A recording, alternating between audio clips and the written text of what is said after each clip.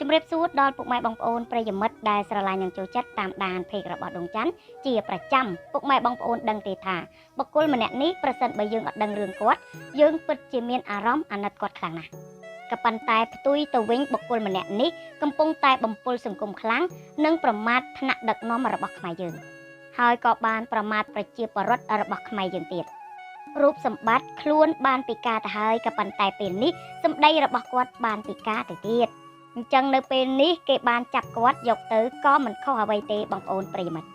តោះពុកម៉ែបងប្អូនមកអានសំណេររបស់គាត់ដែលបានសរសេរនៅខាងលើនេះបើលេងលវត្រាបោកមានតែហ៊ុនសែនជាចោពុកម៉ែបងប្អូនប្រិយមិត្តខ្ញុំសូមសួរត្រង់តើគាត់ធ្វើសំណេរទាំងនេះទទួលបានអ្វីដែរហេតុអ្វីបានជាគាត់សរសេរសំណេរទាំងនេះប៉ះពាល់ដល់ថ្នាក់ដឹកនាំរបស់យើងហើយក៏មានបងប្អូនមួយចំនួនបាននិយាយថាគាត់អត់ខុសទេក៏ប៉ុន្តែទាំងនេះគឺជាភាសាអសុរោះដែលបានប្រើហើយខុសទាំងច្បាប់រំលោភបំពានទៅលើសិទ្ធិអ្នកដទៃនៅក្នុងសំណេរមួយទៀតគាត់បានសរសេរទៀតថា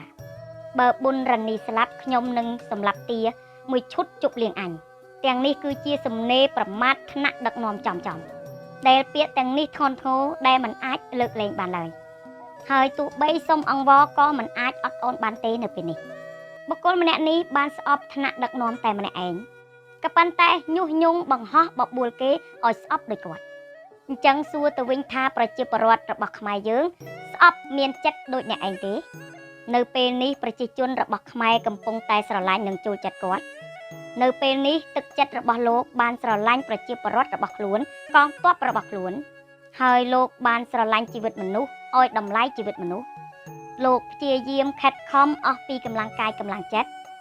ដើម្បីជៀសផុតកុំឲ្យមានសង្គ្រាម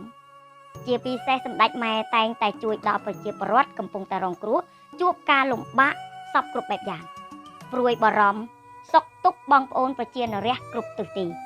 ហេតុអ្វីបានជាបុគ្គលម្នាក់នេះកំពុងតែញុះញង់ឲ្យគេស្អប់ដូចខ្លួនឯងតើដឹងថានៅពេលនេះមានមនុស្សប្រមាណអ្នកដែលមានឈាមដូចអ្នកឯងមានឆ្អឹងដូចអ្នកឯងមានបេះដូងដូចអ្នកឯងហើយបុគ្គលម្នាក់នេះតស៊ូសរសេរសំណេរបែបនេះបានអ្វីមកវិញតើជ័យជំនះមួយនេះអ្នកឯងយកទៅឲ្យអ្នកណាតើពេលនេះបកដែលអ្នកឯងចូលចិត្តដែលកំពុងតែញុះញង់ចោះមកជួយអ្នកឯងដែរឬអត់នៅពេលនេះលើកឡើងបែបនេះបានធ្វើឲ្យមនុស្សរាប់លានអ្នកបានស្អប់ខ្លួនជាពិការមានគំនិតក៏អគតិខួរក្បាលទៀបដូចសត្វទាកាលពីខ្ញុំមិនទាន់ដឹងខ្ញុំក៏អាណិតលោកឯងដែរក៏ប៉ុន្តែនៅពេលដែលខ្ញុំបានស្រាវជ្រាវឲ្យច្បាស់ទៅទើបខ្ញុំបានយល់កាន់តែច្បាស់ថាសមទៅនឹងគេចាប់ពុកម៉ែបងប្អូនប្រិយមិត្តសំណេរមួយទៀតគាត់បានសរសេរថាត្រកូលហ៊ុនគឺជាឃាតករនៅតាមដងផ្លូវតើពិតឬមិនពិតបងប្អូនពុកម៉ែបងប្អូនប្រិយមិត្តគ្រាន់តែឃើញសំណេរមួយនេះចរិតរបស់គាត់និងចិត្តរបស់គាត់ប្រៀបបីដូចជាខ្លួនប្រាណរបស់គាត់កំពុងតែពិការផងដែរចំណែកឯសំណេរមួយទៀតបាននិយាយថាស៊ីបាយខ្មែរបំរើអាយ៉ងយួនហេតុអ្វីបានបុគ្គលម្នាក់នេះហ៊ានលះបង់និងហ៊ានធ្វើដល់ថ្នាក់នេះ